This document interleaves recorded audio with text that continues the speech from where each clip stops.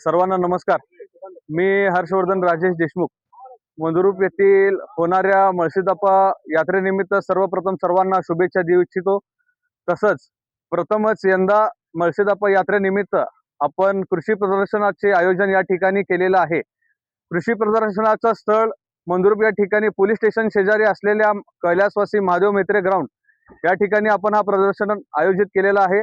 तसंच प्रदर्शन हे 13, 14 आणि 15 जानेवारी रोज सकाळी 8 वाजल्यापासून ते रात्री 10 पर्यंत प्रदर्शनाची वेळ आहे. तर सर्व शेतकरी बांधव, शेतमजूर बांधव यांनी सर्वांनी या ठिकाणी येऊन प्रदर्शनाचा लाभ घ्यावा. तसंच या प्रदर्शनासाठी आपण यात्रा कमिटीकडनं 70 स्टॉलची उभारणी या ठिकाणी झालेली आहे. या स्टॉलमध्ये विविध प्रकारचे ट्रॅक्टर शोरूम, तसेच शेतकऱ्यांना लागणारे अवजारे, ट्रक असतील किंवा जे काही इतर बाईक असतील, इलेक्ट्रिक व्हेकल असतील, जेणेकरून त्यांच्या खिशाला कात्री बसणार नाही. तसंच त्यांच्या आर्थिक बाजू कसं भक्कम होईल यासाठी आपण शेतीसाठी विविध आधुनिक यंत्रणे, तसेच बी बियाणे, खतं व औषधी याच्यासाठी ते सुद्धा आपण या ठिकाणी उपलब्ध करण्याचा प्रयत्न केलेला आहे.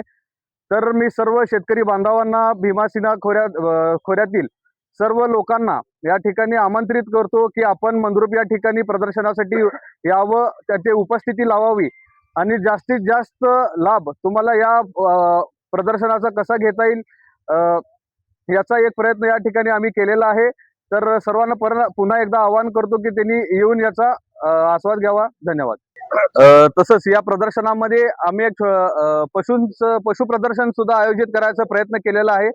तर पशु प्रदर्शनाची दिनांक 14 तारीख आम्ही यात्रा कमिटीने ठरवलेली आहे. तर शक्य तेवढ्या सिना भीमा खोऱ्यातील सर्व लोकांनी आपले जे काही देशी जनावरं आहेत त्यांना 14 तारखेला या ठिकाणी घेऊन यायचं आहे. प्रदर्शनाची तारीख हे 14 जानेवारी असेल आणि पूर्ण प्रदर्शन हे आपलं 3 दिवस असणार आहे, 13, 14 आणि 15 जानेवारी. तर सर्व थोर मंडळींनी, शेतकरी बांधवांनी, युवकांनी, महिलांनी व विद्यार्थी आणि लहान मुलांनी सुद्धा या ठिकाणी येऊन उपस्थिती लावायची आहे आणि या प्रदर्शनाचा आनंद घ्यायचा आहे.